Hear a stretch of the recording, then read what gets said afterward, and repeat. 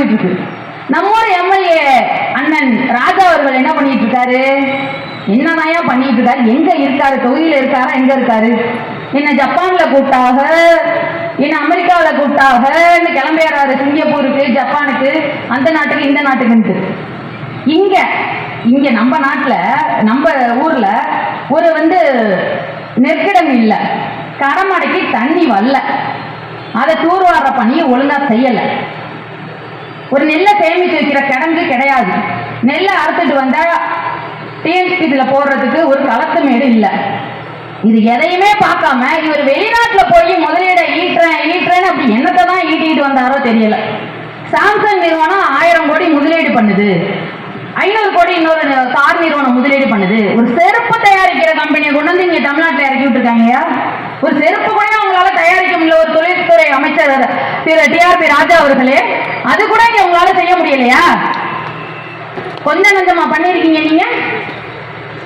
3 தடவை எம்எல்ஏ வந்து என்ன பிரயோஜனம்? நீ சாராய கடை திறந்து வச்சுட்டு போறதுக்கா? இங்க ஒவ்வொருத்தரும் இங்க மாடி வீடு சுத்து வட்டாரத்துல எல்லாருமே மாடி வீடு கட்டிட்டு இன்னைக்கு வசதியா ஏதோ பிள்ளைங்களை படிக்க வச்சுட்டு இன்ஜினியர் இருக்கானா? நீ ஆட்சி பண்ணதுல இல்ல. அவன் போய் பொண்டாட்டி பிள்ளைய விட்டுட்டு வெளிநாட்டுல போய் உழைச்சதுனால இங்க மஞ்சள் குளிக்கிறதெல்லாம் நீ கொடுத்ததில்ல. ஆமா, ராஜா அவர்களுக்கும் டிஆர் பாலு அவர்களுக்கும் சொல்றேன், மன்னார்குடி சுத்து வட்டாரத்துல இளைஞர்களோட சாபமும் பாவம் உங்களை சும்மா விடாதியா, உன்னையும் குடும்பத்தையும் சும்மா விடாது நான் சொல்றேன்.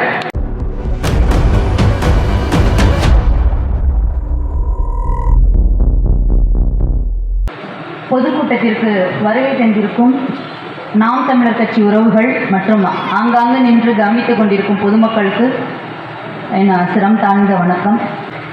மன்னார்குடியும் வந்துட்டாலே நம்மளுக்கு கொஞ்சம் நாஸ்டாலஜிக் ஃபீலிங் தான்.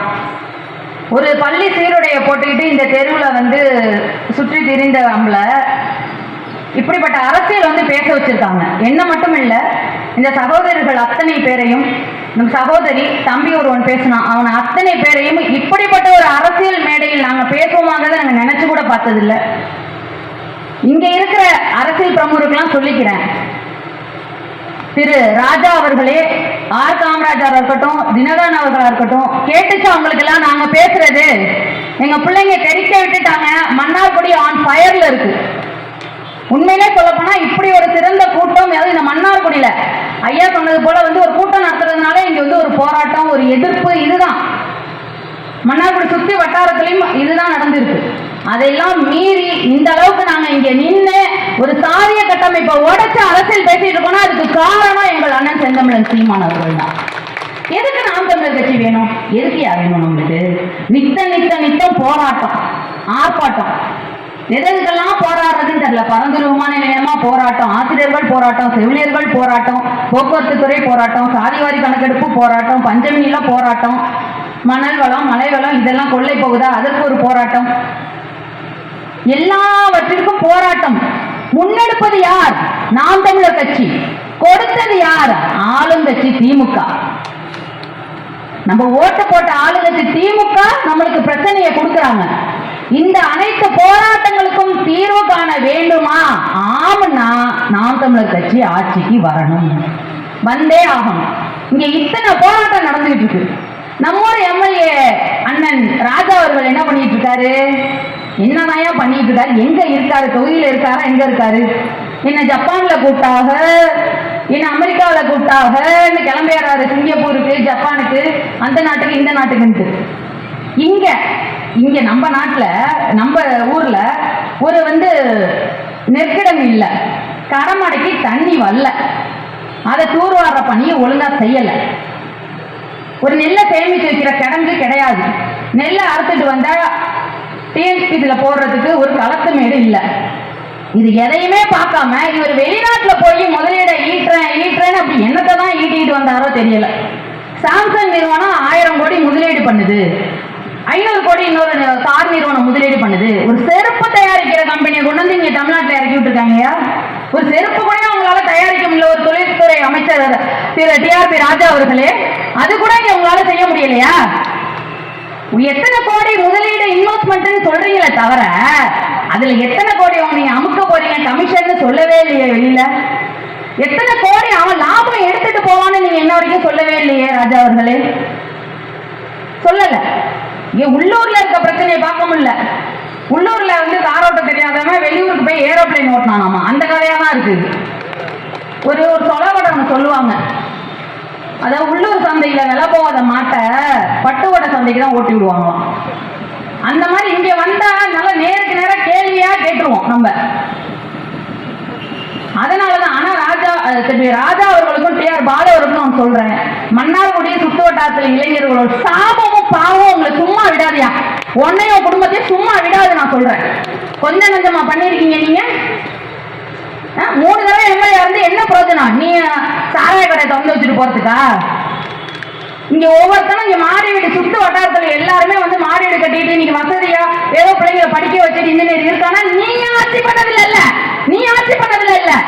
அவன் போய் பொண்டாட்டி பிள்ளைய விட்டுட்டு வெளிநாட்டுல போய் உழைச்சதுனால இங்க மஞ்சள் குளிக்கிறதெல்லாம் நீ கொடுத்ததில்ல. அவன் பாவம் சும்மா வருமாவன பொண்டாட்டி பார்க்கலாம். நம்ம ஒரு பிள்ளைக்கு பிறந்த நாளுக்கு வர முடியாம நல்லா யோசிச்சு பாருங்க. சுத்தி வட்டாரத்துல அனைத்து கிராமத்திலையும் வீட்டுக்கு ஒருத்தர் வெளிநாட்டுல இருப்பான். அவன் தியாகம் பண்ணாதான் அந்த குடும்பம் வாழும். அப்ப நீங்க என்ன பண்ணிட்டு இருக்க? வளர்ச்சி நீ எதை சொல்லி ஊரை ஏமாத்திட்டு இருக்க? வளர்ச்சி வேலை வாய்ப்புனா சாம்சங் நிறுவனத்துல ஏயா போடுறான்? ஒரு கான்ட்ராக்ட் உனக்கு ஒழுங்கா போட தெரியுதா? ஒரு கம்பெனியை உள்ள எடுத்துட்டு வர்ற, உனக்குள்ள கமிஷனை மட்டும் பேசி வாங்கி கறந்து கொடுத்துட்ற, கான்ட்ராக்ட் உனக்கு போட தெரியுதா? தள்ளிக்கோட்டையில தள்ளி விட்டுட்டாங்கன்னு இங்க மன்னார்குடியில வந்து குடிய கெடுத்துட்ட. வடசேரி மக்கள் சாபமும் உனக்கு சும்மா விடாது. இந்த வருது ஏப்ரல் மாசம் நீங்க பண்ணது கொஞ்சம் நஞ்சம் இல்ல. சாராயால் அங்க திறந்து, இங்க திருவாரூர்ல திறந்து, இவரோட லெப்ட் ஹேண்டு. அடுத்த தலைமுறைக்கு இவரு உதயநிதி ஸ்டாலினுக்கு இவர் ரைட்டுனா அடுத்த லெப்ட். அவர் அங்க இருக்காரு, அங்கிட்டு திருச்சிக்கு தஞ்சாவூர் தாண்டி திருச்சியில அன்பில்னு ஒருத்தர் இருக்கு. அப்படியே இவர் ரைட்டு, அவர் லெப்ட். அடுத்த தலைமுறைக்கு வேணும்ல சீட் எடுத்து கொடுக்க, கூடையே போறதுக்கு எல்லாத்துக்கும் வேணும்ல.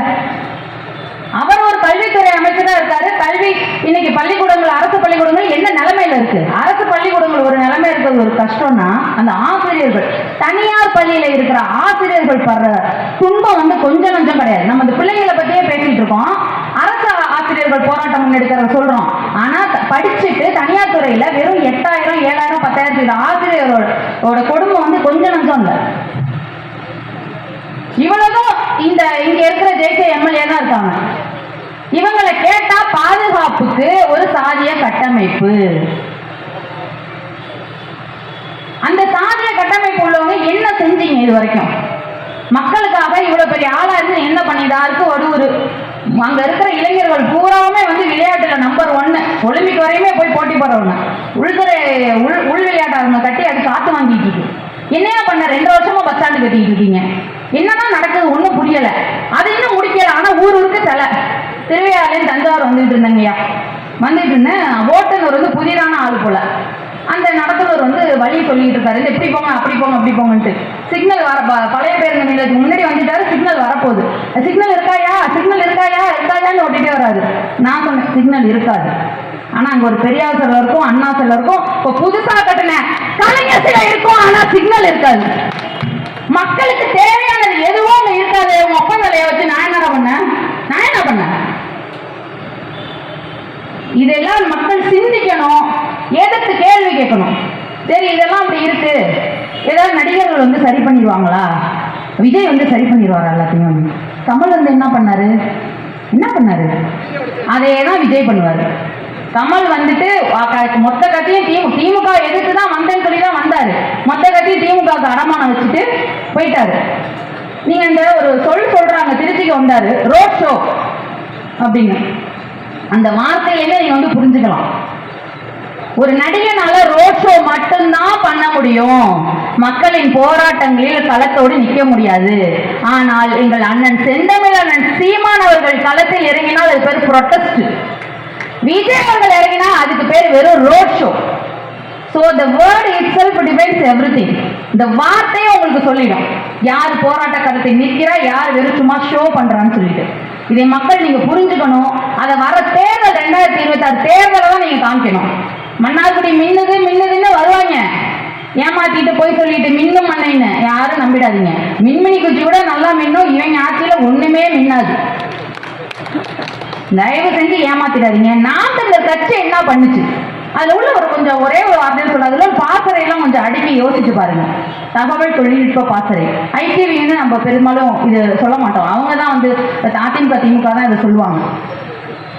அதிமுக தான் இருந்துச்சு, என்ன பண்ணுச்சு?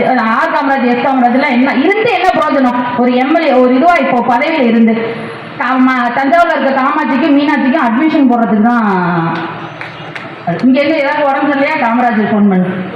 எது அவங்க தனியார் அரசு மருத்துவமனை கன்றாவியா இருக்கும். அவங்க தனியார் அவங்க சம்பாதிக்கிறது ஆஸ்பத்திரி கட்டிட்டு இருக்காங்க. அதுதான் நடக்குது. இப்போ இந்த பாசறை எடுத்துட்டோம்னா தகவல் தொழில்நுட்ப பாசறை, குருதிக்கொடை பாசறை, தமிழ் மிச்சி பாசறை, கையூட்டு ஒழிப்பு பாசறை ஐயா இருக்காரு. நம்ம ஐயா எல்லா பாசறையும் இருக்கு. இப்போ புதிதாக மாற்றுத்திறனாளிகளுக்கான ஒரு பாசறையும் கொண்டுட்டு வந்துட்டாங்க. இதை விட ஒரு கட்சி என்ன செய்ய முடியும்? திமுக என்ன பாசறை இருக்கு சொல்லவா? என்ன பாசறை இருக்குன்னு சொல்லிடுவாங்க. சொல்லிடவா? இல்ல சொல்லிடுவாங்கய்யா. டாஸ்மாக் பாசறை, ஆடலும் பாடலும் பாசறை, ஆடலும் பாடலும் ஆர்கெஸ்ட்ரா பாசறை தான் இருக்கு. கட்சி கொடியை போட்டுட்டு அண்ணாவின் கலைஞரை பின்னி வச்சுட்டு ஒட்டட கம்பத்துல இங்க ஆடிட்டு கிடப்பாங்க.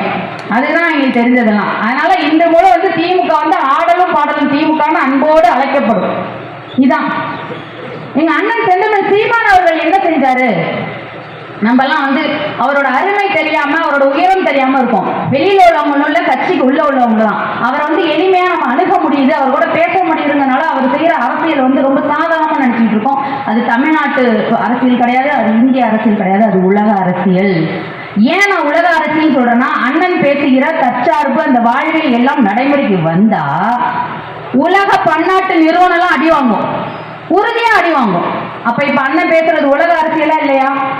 அதனால் நாம் தமிழர் கட்சி தாங்கி நிற்கிற அந்த கொள்கையையும் உறுதியா பின்பற்றக்கூடிய ஒரே நம்ம மண்ணை வேட்பாளர் ஐயா பாரதி அவர்களுக்கு வாக்களித்து அடுத்த தலைமுறை பிள்ளைங்கள வாழ்க்கைக்கு நம்ம ஏதாவது ஒண்ணு செய்வோம். நல்லா இது பண்ணிக்கோங்க, யோசிச்சுக்கோங்க. சாராய கடை திறந்தவங்களா இல்ல ஹைட்ரோ கார்பன் திட்டத்தை எதிர்த்து போறான்னு எங்கள் ஐயாவா? முடிவை நீங்களே எடுத்துக்கோங்க. இறுதியாக இப்பேற்பட்ட கூட்டத்தை வந்து நிர்வகித்து மன்னார்குடி இந்த நாம் தமிழர் கட்சி இவ்வளவு தூரம் வந்திருக்கு அப்படின்னா இங்க இருக்கிற அனைத்து பொறுப்பாளர்கள் தான் காரணம். அவங்க எல்லோருக்கும் என்னுடைய வாழ்த்துக்கள். அவர்களை நேர்த்தியாக வழிநடத்தி கொண்டிருக்கும் எங்கள் ஐயா பாரதி செல்வம் அவர்களுக்கு நன்றி. நன்றி, வணக்கம். நாம் தமிழர்.